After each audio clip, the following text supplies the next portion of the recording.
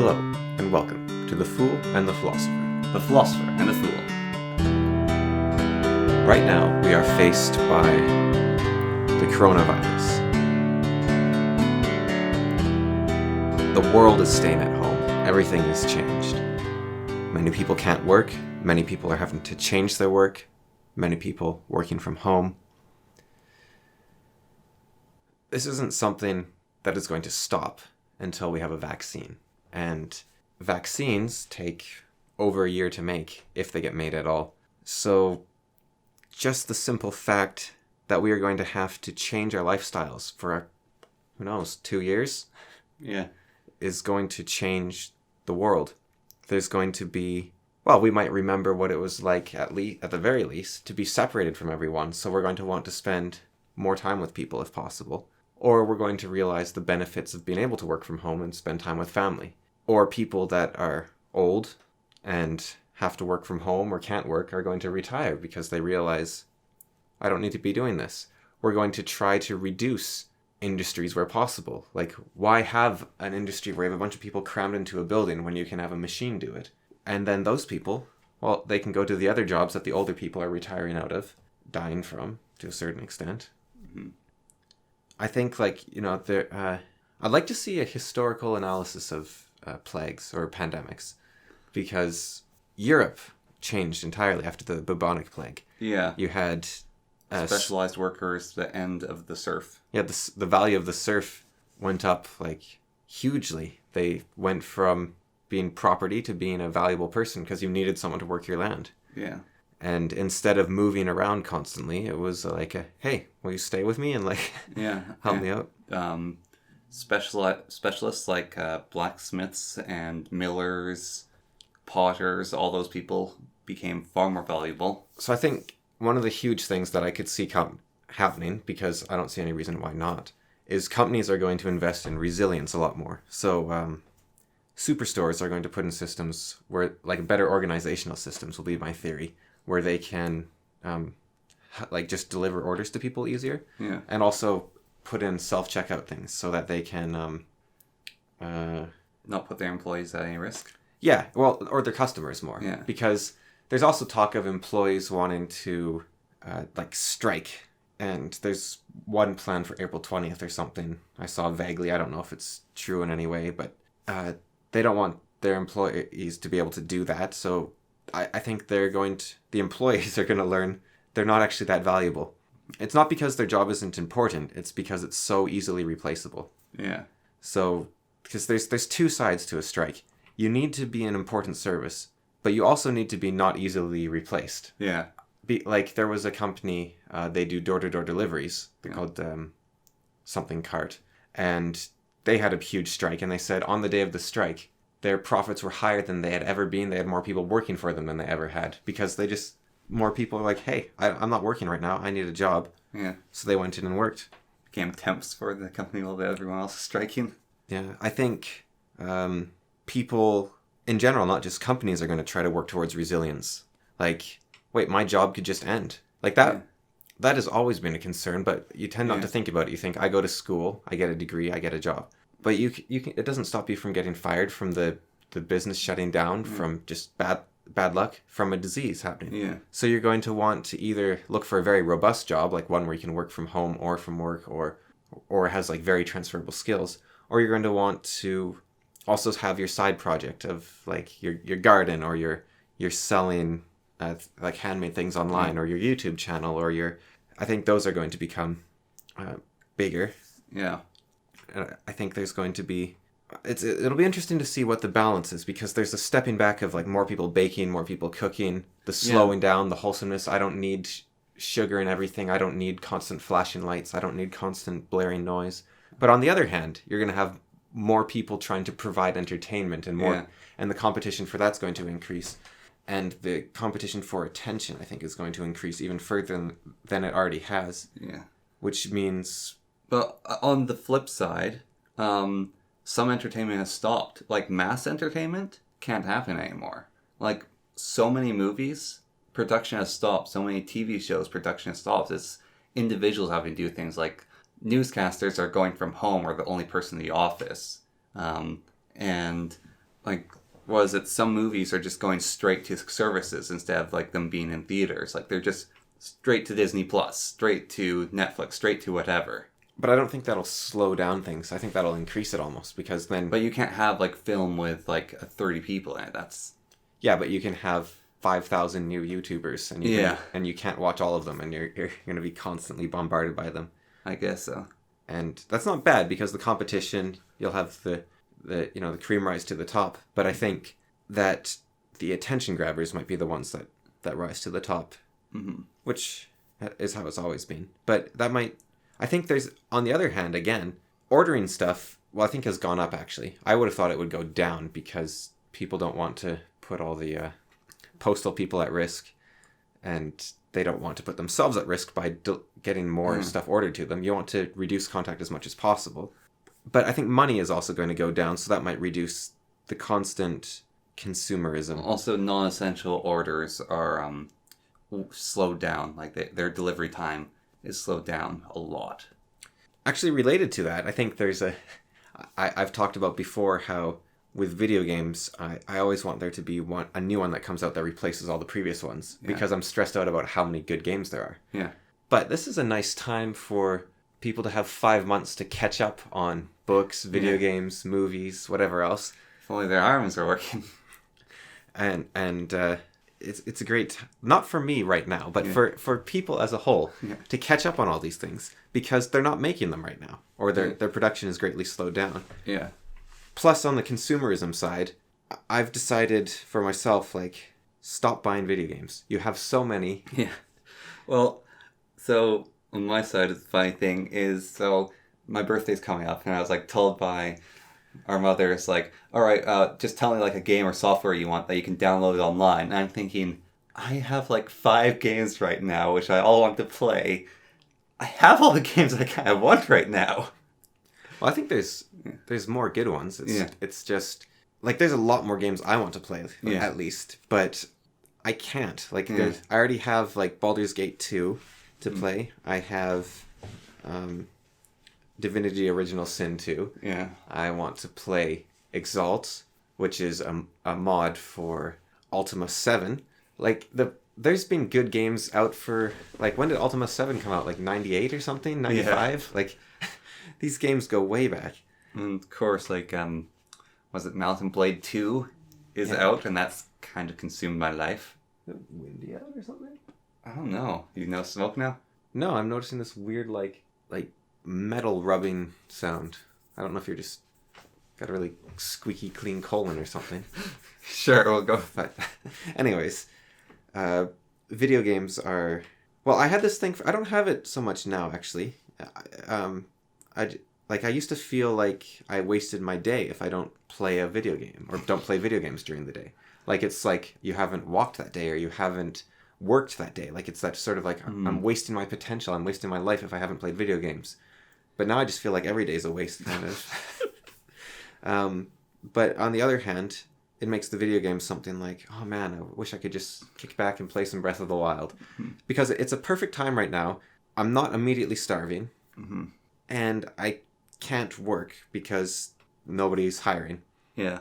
So it's a perfect time to work on my own things, like my own hobbies, my own, like, play video games, write, like, make a video game, because there's a few video games I want to make. Yeah. And it's a perfect time to work on those, except I can't. So I'm in a good place beyond that. Like, I'm very thankful for, safety and health, and that I'm not, like, imagine if I didn't have work and I needed to pay for a bunch of things. Yeah. And I couldn't work even if I could take on risky jobs because my arms are in so much pain. Yeah. So I'm very lucky that I'm in this circumstance, on one hand. On the other hand, it's really frustrating. You are listening to The Fool and the Philosopher. I was just working nonstop. And then on top of that, I was seeing more friends. And with friends, we like to play video games and computer games. And it just all adds up. And then I didn't... Like, I got a bit of a break in January. And then I started doing a bunch of stuff in March. And so I don't think it properly healed. Had the chance to properly heal. And then I just pushed myself too hard. And then it snapped. And then it just, like, my body just said, hey, slow down. And My body said, pain! yeah, and I was stupid, and I'm annoyed at myself, because it's like, you can push yourself to a finish line, but I would have written more by now if I had just taken it easier. Because I wanted to get it, like, super done before Christmas, and I've realized, I think, for most things, like businesses, like movie companies and video game companies, they try to get it before Christmas. Yeah. And I think that does help, and I think it would have helped me. Like, I think it did help me to get it out before Christmas a tiny bit, but I'm, like, selling, like, nothing anyway, so it doesn't really matter. But on the other hand, if you do it at the cost of something else, like you can push yourself harder, but if you're injuring yourself from that, rather than just cutting into your, like, video game time or something, whatever it might be, you know, if you're cutting into your free time and it's not damaging your mental or physical health, it's just like you're having a bit less fun, but it's like, okay, it's just like I'm a bit more tired, I'm a bit more this. You might, if the timing's really important, it might be worth it. But for most things, it seems like just rushing isn't worth it, because you just set yourself further back than, like, you get that thing out and then everything else suffers. Like, it's not just in production. Like, there's someone I wanted to see. This was before that became impossible. Yeah. And it was, I don't even know how you'd put it, but, like, what would be the circumstances. So without, like, giving away any information about the people or anything, I'll just make up a scenario that's similar. Yeah. So, how about with me, let's say. Someone wants to, like, play something with me right now. Yeah. So they keep saying, like, come on, let's do something. Come on, let's do something. Come on, let's do something. If they kept doing that to me. Yeah. And then I'm like, I eventually give in. I'm like, fine. And then I'm so hurt, I just literally cannot do anything with anyone for much longer. Yeah. Whereas if they just waited, things would have worked out more in their favor, and I would have wanted to do stuff with them. I wouldn't have been doing it out of obligation or something. Yeah. I try not to do things out of obligation anyways, but that's just my example. And in this case, it was even more so that I was like, come on, let's do something. Come on, let's do something. Instead of waiting for a time when it would be a bit more sane. Mm. And then on top of that, all of a sudden this happened, like basically before they answered, basically. Mm. So now it's like, well, you just like stressed out that person for no reason. Yeah. Well, one thing I found, we were talking about, like, you can sort of push into your free time or whatever, like, keep working at. So with video making and learning stuff, I would, like, start, like, sometime in the day, go throughout it, and sort of, like, skip back and forth from doing it to not doing it, and, like, work at it for 2 hours and not do it. And then I'd, like, be working basically from the morning till 9 at night, just doing this thing. And I'd work on the weekends as well. And I'd just go with it. And I was like, my break is whenever I'd come here, is when I'd take breaks. And then I realized that's, like, killing myself. Like, actually, like, I was, like, becoming so exhausted by doing that. It's like, it's not worth living like this. And I'm not all that much more productive doing it like this. I need to change something drastically. And when I say, like, killing myself, I literally felt like I was dying. Like, everything about me was like, I couldn't do anything. I couldn't, like, focus. Anytime I tried to do something, it's like, no, this is terrible. I'm not doing it to the best of my ability. And so it's just like, and that's like, oh, but I haven't done anything for today. I've just been moping about. So I'd, like, force myself for an hour to do something. And then it'd be terrible quality. The funny thing is that I knew about all this because of school. Like, in school, I did fine because I would just work on something until I didn't feel like it, and then I'd stop. Yeah. And, like, this would be big projects. Yeah. The one thing I was never good at was, like, math homework, because I would just want to get it done. Yeah. And I think that has... Now, I can't relax unless I have everything done, and there's always something to do, so it's a bit of a stressor. Yeah. Well, I found, it's like, I need to stop working at this time. No, I just need to. It's like, oh, but I could work on it a little bit. It's like, no, you can't. You're not allowed to work on it because it won't be good and you'll just tire yourself out. It's like, do something else. I found, like, one of the things was, like, not working on weekends. Like, I really, really try hard not to work on weekends. And it's, like, it's a struggle, actually. This is a big thing for writers in general, is you can always do more. It's, like, some jobs you go home and you don't have the tools to work at all. Yeah. Or your job involves talking to people, so you just can't do anything. Or you're just working for the hours they pay you, so you're like, well, don't care, I'm not going to give them extra work. But with with a lot of things like writing and management, planning, that sort of stuff. There's always more you can do because the job never ends. It's always about improving or like discovering new things. Or it's just in the case of writing, it's just about like constant output. Yeah. If you're like an artisan as well, like making chairs or something, you could always make another chair. Yeah. And what I've seen, I haven't seen any studies on this, but anecdotally from like Mark Manson, myself, a few other books I've read, you basically get the same amount of work done whether you force yourself to work like 9 to 5 or if you I wouldn't say write when you feel like it because you won't get anything done. But it's more like if you what would be actually no, here's a better way. The like super on off like super like push yourself really hard and then you're exhausted and so you don't work for a couple days. Yeah. That might get about the same amount out as like I'm going to do like an hour or two a day. Yeah. With the downside of the like on off, the quality is actually low because you're pushing yourself so hard and you're not. And it's hard to find, like, I think everyone has their own method that works for them. Like, I tried for years, like, do an hour a day, do 3 hours a day, do that. And that worked pretty well for me. That worked a lot better than, like, oh, I'm really stressed, I gotta, like, and then, like, not doing anything. And it worked a lot better than my old method of when I feel like it, I'll write 20 pages in, like, an hour in a moment of inspiration and then do nothing for, like, 2 years. Which I think produced fairly good writing, and it was, like, really fast, like, it just flowed, which was awesome. But I didn't write anything very fast. Yeah. And now the thing that seems to work for me is write a page a day. And that's because a page is a very variable thing. Like if I have a lot of dialogue, then that's like 6 words or like 40 words maybe. Yeah. And if it's just a bunch of paragraphs, then it could be like 500 words. Yeah. And a page, you might also like, oh, I need to wrap up this line, so I'll just go on to the next page a little bit there. Or like, well, that ends it there and I don't want to start anything, so I'll stop a little bit there. But if I keep it around a page, then it's like, I think the best thing to do is make it easy for yourself. Like with push-ups, I used to do 100 push-ups a day. And the moment I got sick or like arms felt tired or I was tired that day, I'd be like, well, I'm not doing it today because I'd look for an excuse immediately. Yeah. When I switched to 20 push-ups a day, it was like, it's like brushing your teeth. It's like, you brush your teeth, do your push-ups, that's it. Because it's so easy and you're like, I could do more. And you're like, no, you're done.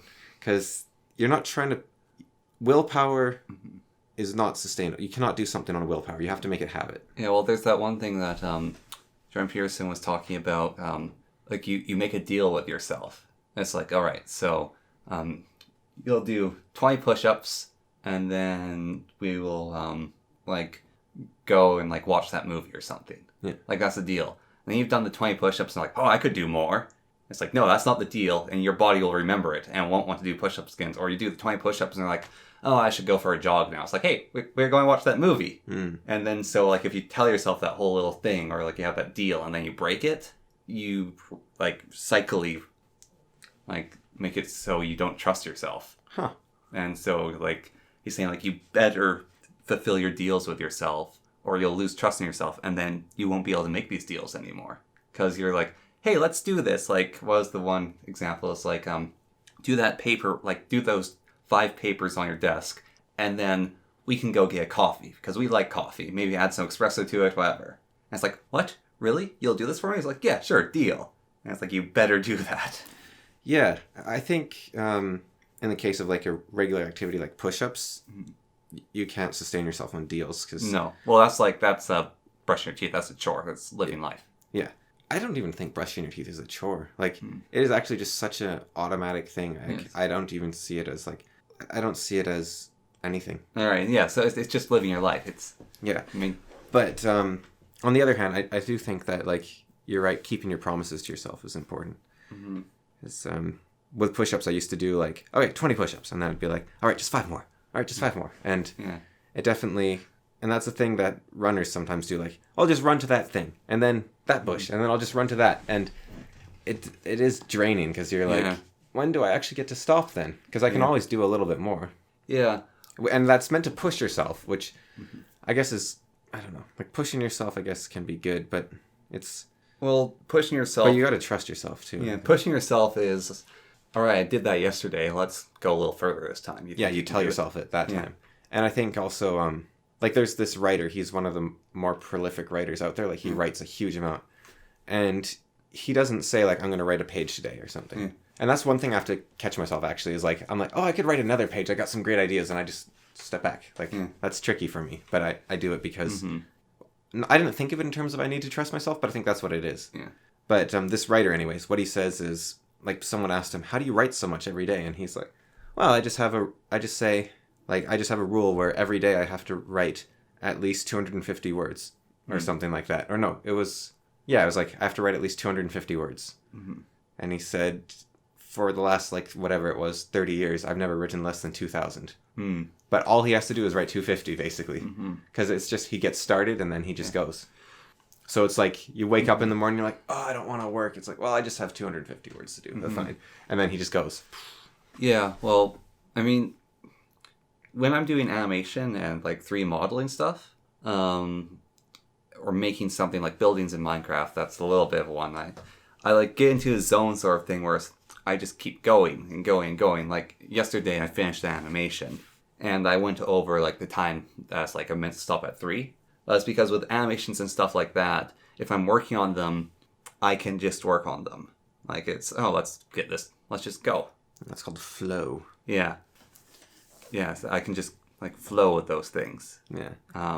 Other things not so much, but definitely, like, animations and building stuff, I can definitely just, like, go with it.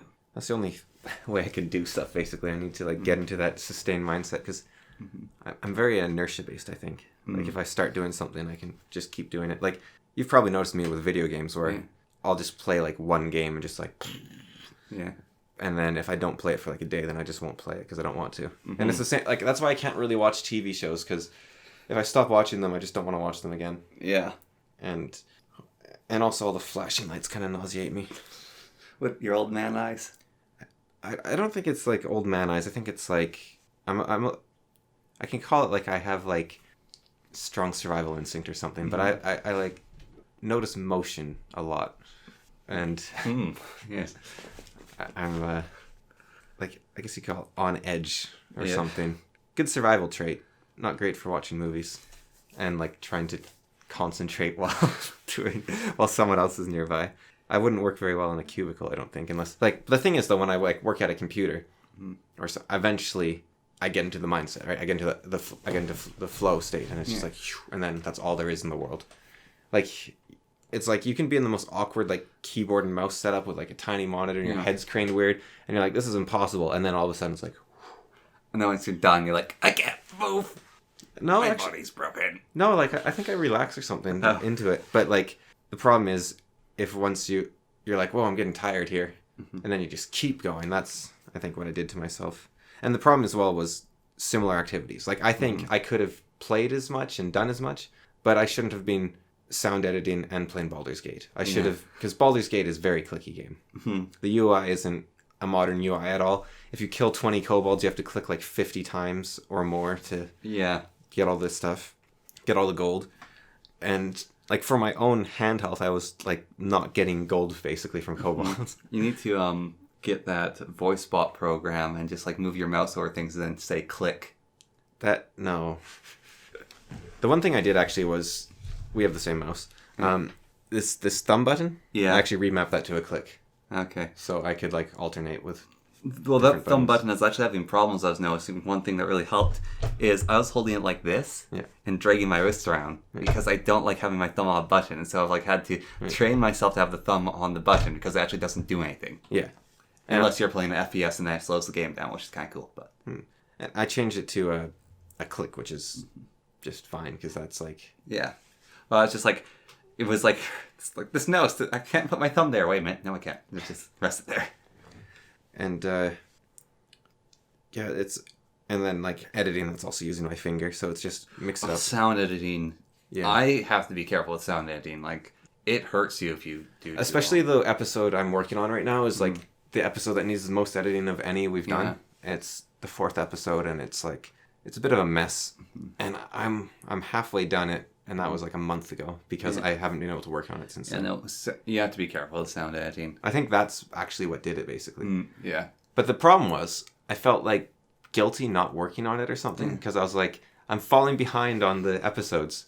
But I think, my hope is anyways, that my future editing, I won't have to edit as much, because in theory, the episodes will need less editing. Yeah. And also, even if they need to have like the same amount removed, hopefully they're more coherent, so I can just like delete this chunk instead of like I have to delete like every second sound. Yeah. And then I have to copy this sound from over here because this sound sounds like a garbled mess and stick that in there. And right now it's like episode 4 is like 3 was I think our worst episode when we recorded it. But after my editing, I think it's actually really solid because all I had to do was get rid of the start, basically.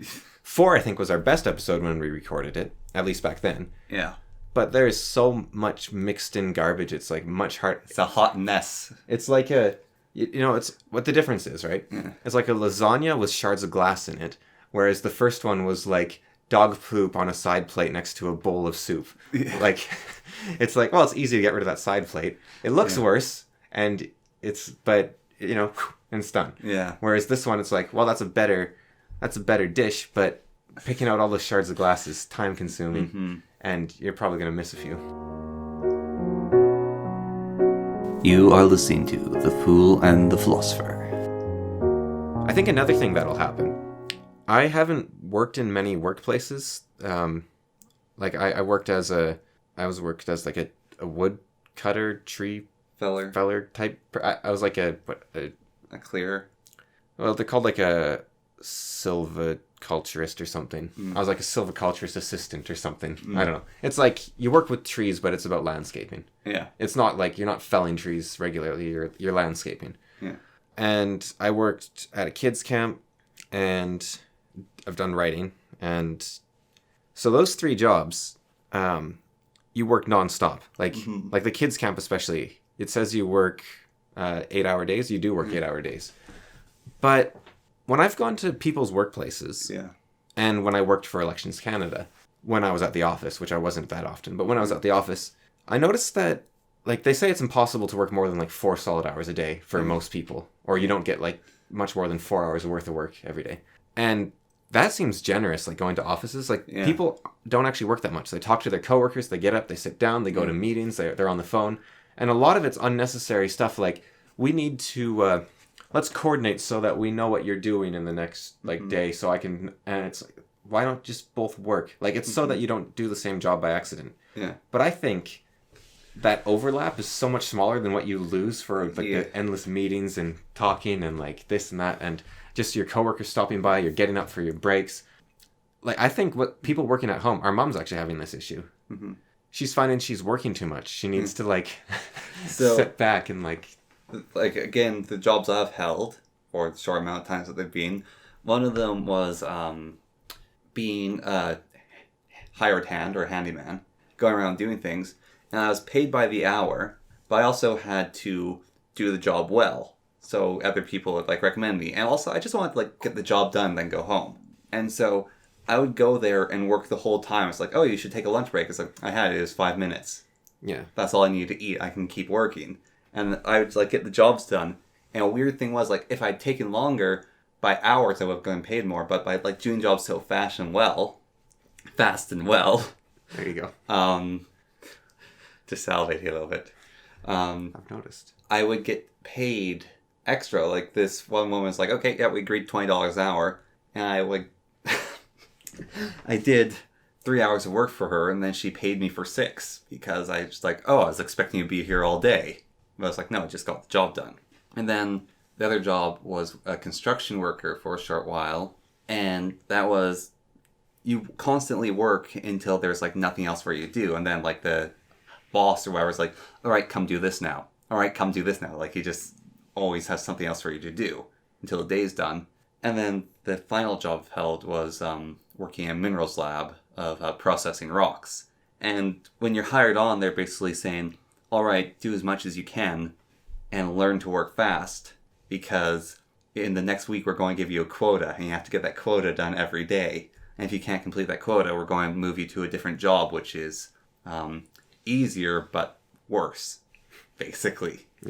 And so you see these people like, oh, they get the quota done, and like they know the pace to work at to get their own quota done. And it's like, all right, I've noticed you've been slacking because you get to like work on the quota, or it's like you've seemed to get things done pretty fast and going to up your quota and your pay.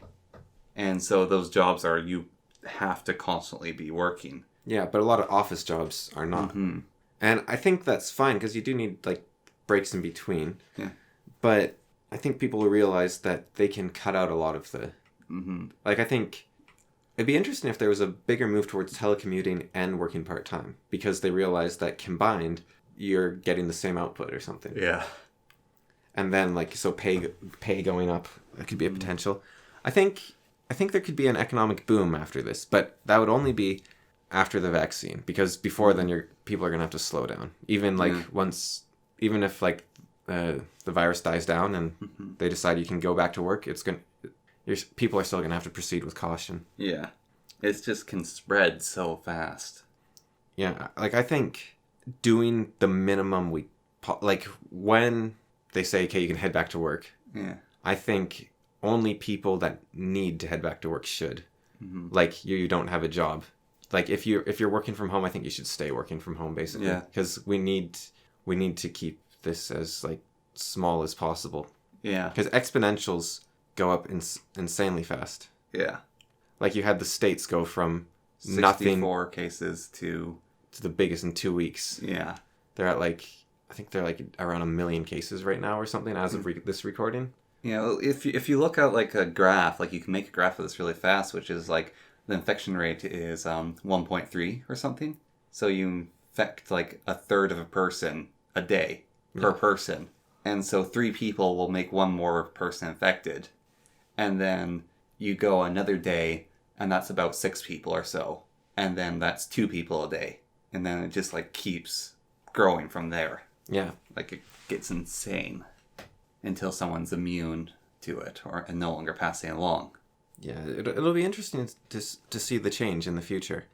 And this is I don't know, I think, like, I don't typically like it when stuff is, like, current events are talked about, but I think there's certain things that deserve to be talked about or need to be talked about. Like, when I see old webcomics that go through 9/11 without, like, they post on 9/11, like, when it happened without saying anything. Yeah. I actually find it kind of weird. I'm like, you're not going to acknowledge this? Like, this is one of the biggest events to happen in that sort of time period. Yeah. And you're not going to acknowledge it at all. And I think this is a whole lot bigger than 9/11. Yeah. In some ways, 9/11 politically was, well, we'll see. Yeah, we'll see. Because in this case, like, people can't protest, but also governments are showing whether or not they're good for their people. So it's like, there's an interesting... This might have huge political implications. Yeah.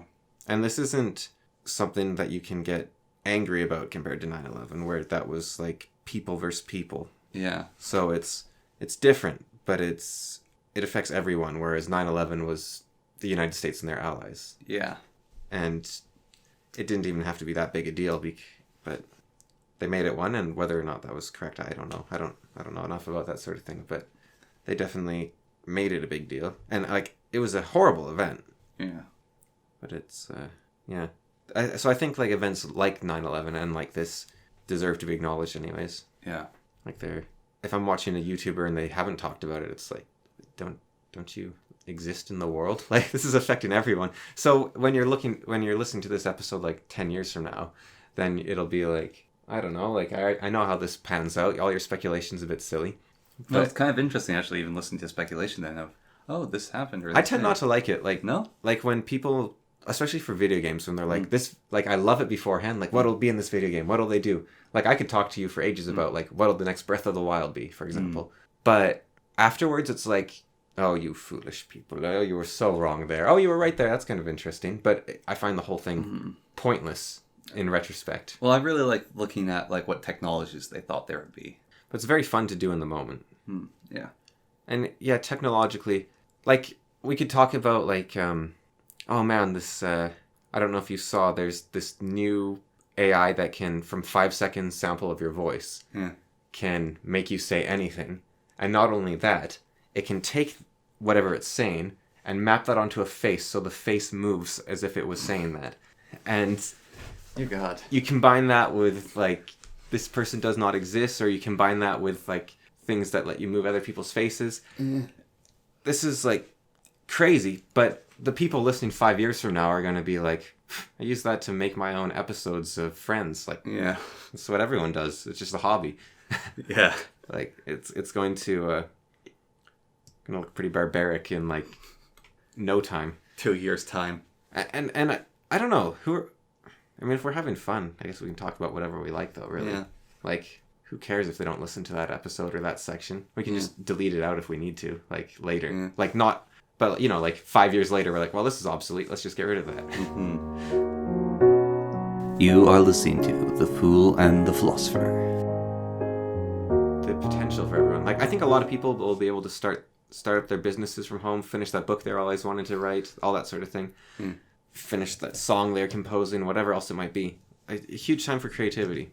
Yeah. Which is bad for me, because I don't need the competition. Yeah. It's hard enough already.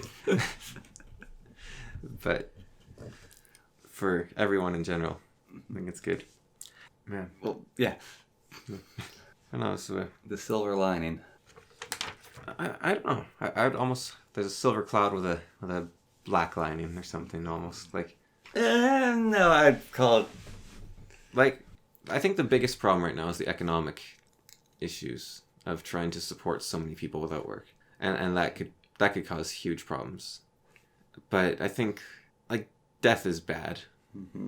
But I think it's probably gone down, the death rate. I don't know if I've talked to you about this theory, but I think that, like, there's probably way less car crashes right now. And there's probably way less deaths from the flu. And, like, every other contagious disease. Stuff like heart attacks is probably staying about the same or even going up. It's going up because existing heart conditions, you're, like, guaranteed. Yeah, and, like, there's more stress and you're moving less potentially. Might be moving more if you can walk from home. People seem to be exercising more because they have nothing to do. Yeah. So heart conditions might go down. I don't know. But, or heart attacks. Can't go to those restaurants.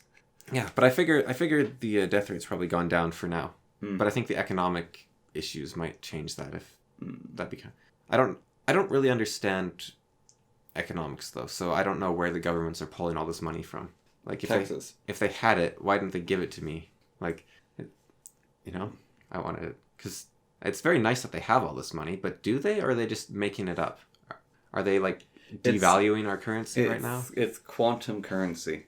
I think it's, like, fake, yeah. Yeah, it's not fake. It's just, it's not there yet. We'll pay it back later. Yeah, which... this is actually really interesting, that if you freeze rent, you freeze mortgages, you freeze debts, you say, look, we're just giving you a bunch of imaginary money right now, and you can buy food with it, and society works. Like, we're actually incredibly rich, basically. Yeah. And all we need is farmers and, like, distributors. Like society is, like, we had this massive, like, gangly tower, and then all of a sudden it's like, wait, it's actually just solid bedrock. None of this other stuff matters or exists. It's like, whew, we're fine. We can just keep playing pretend, and the farmers can just keep on providing food to everyone. Because that's, as long as they feel like they're getting their money's worth, like, like, society could actually literally just be farmers and, like, let's say YouTubers that make entertainment for the farmers. Yeah. Like... Or, like, make clothes for the farmers or something. Yeah. Because all those things are important, but they're not absolutely necessary. Yeah. Like, the one thing that might become an issue long run is, like, heating and electricity. Yeah. Like, we need constant oil drilling or dam building or, like... But once we get unlimited energy, which I think isn't that far off, and I don't think... 50 years away. No, I think it's much closer. Because solar panels alone do such a huge amount. And, like... We could just... And the sun might as well be unlimited energy. Yeah. Like, I think energy is a very temporary problem. It's just a blip for, like, 300 years. Yeah. Yeah, basically. And once that's gone... Well, for, like, 200, if you start... Well... Coal. Yeah, I'm just thinking, like, this start of the 1800s. I don't know if the 1700s needed it even that much. I'm not sure. They used it a bit. Yeah. So 300 years blip. and then we're fine. And then we'll be like, wow. There's this great sci-fi book actually called Too Like the Lightning, where society moves past like needs and people just work towards self-fulfillment. And it's actually like a utopian novel. Like it's not a dystopia. It's kind of neat. But it's not like a perfect society, but it's like a realistic future society. Like Star Trek Next Generation. It's utopian. It's not that nice, but yeah. But it's... Man, Next Generation looks nice. I don't know if like Star Trek's realistic either. Like their technology is like... They do a pretty good job with like predicting technology. Well, the one big one, which is kind of awesome, like the huge thing in Star Trek is the replicator. That is one of the biggest pieces of technology, which like you can make anything with it as long as you have it in the system. And our 3D printers are getting to the point where they're able to like print metal atoms and stuff. So we're pretty close to replicators. But society, but there's a lot more to sci-fi than that. Like there's the society. Yeah. Whereas I think Too Like the Lightning actually is an idea of what society could be. Like Margaret Atwood likes to claim she writes speculative fiction, where she talks about how society could go, and she's totally wrong. Like her books are way off. And Infinite Jest, he kind of predicted the future. I don't think he was trying to. Yeah. But he's also totally off in a different way. But he predicts like he doesn't get the technology right at all, but he does predict society. Whereas Margaret Atwood, I don't think she gets technology or society right. Yeah. But Too Like the Lightning, I think gets both right. Because humans develop a way to cheaply travel quickly anywhere on Earth. Yeah. And all of a sudden, borders don't matter. It matters what you think. And so you go with a bunch of like-minded people. So like all the people that like sports go and they form colonies together. And all the people that like business go and... So is there business island and sports island and... Sort of. But because you can go anywhere in the world, you just create like little family units. So you have like 5 people living on some remote mountain in this nice little house. And then you have like... somewhere like the cities basically disappear. It becomes like, oh, I'm here, you're here, you're here, you're here, you're here, and value. And so governments form, and they're all based around different things. Like one government is based around you get votes equal to the amount of land you own, and another government is based around like a suggestions box. Everyone puts in their suggestions in, and and a computer dictates how society works based on the suggestions. And another government has a king, and another one has an elected ruler, and like one's based off the Freemasons. But everyone just, you either do what you want, but if that doesn't make you money, like if you can't be a celebrity or an author or something, then you have to work for like 20 hours a week, and then you can do whatever you want. And it's like quite reasonable, except for, I'm not sure about actually everyone being able to transport. That might actually be more than people are capable of, at least the way she does it, because she does it with like these little flying cars. And I think just the headache and like that seems possible, but it doesn't seem like something people would do. We tend to actually take a much better path than anyone predicts. Like teleporters before flying cars kind of thing. Yeah, because flying cars are actually really impractical. Yeah. Like in Too Like the Lightning, all the cars are controlled by massive AI networks. So it works, but it just seems a little ridiculous to have trillions of cars in the air all the time. Yeah. Like it just seems like people would just rather not. They'd just rather like stay at home or something. Yeah. I don't know. But it's cool. I like it. I want to eat lunch. Yeah. Let's get lunch. All right. Well, Yeah. that's that.